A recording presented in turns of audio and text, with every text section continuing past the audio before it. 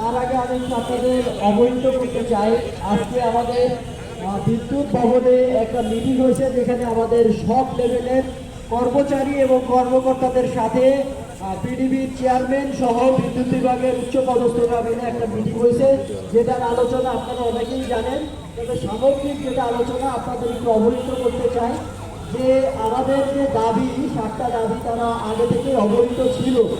এই দাবিগুলো কীভাবে বাস্তবায়ন করা যায় সেই বিষয়গুলো নিয়ে তারা আমাদের সাথে কথা বলেছে, এবং আমাদের সাথে কথা বলার পর তারা নিজেরা আবার একটু মিটিং করেছে।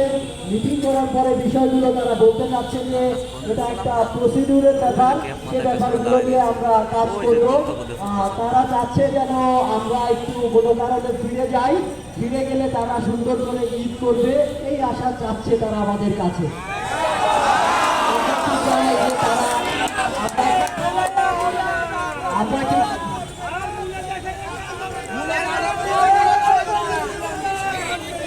আমি 7 বছর আমিও দেখেছি যে কোনো ঈদ আসলে আরবি থেকে একটা দপ্তর আদেশ করে নিরবচ্ছিন্ন বিদ্যুৎ সরবরাহ রাখার বিষয়টা গুরুত্ব সহকারে দেখা করার জন্য বা দেখার জন্য অনুরোধ করা হলো।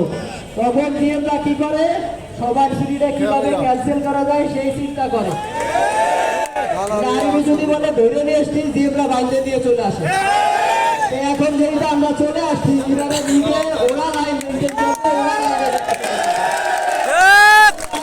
ওরা দেখাশোনা করুক। এই জন্যই আমরা এখানে আসছি যে আমরা কতটা কষ্ট করি ওরা এটা ওখানে বুঝুক। আর আমাদের যে 7 দফা দাবি, এই দাবির কোনটা কোনটা বাদ দিয়ে কোনটা কোনটা করা যায় এ ব্যাপারে কিন্তু তারা বিভিন্ন নেগোসিয়েশন করে যাচ্ছে একেবারে আমাদের প্রথম দিন থেকে।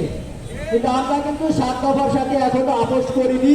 আমাদের দাবি 7টাই বাস্তবায়ন হতে হবে।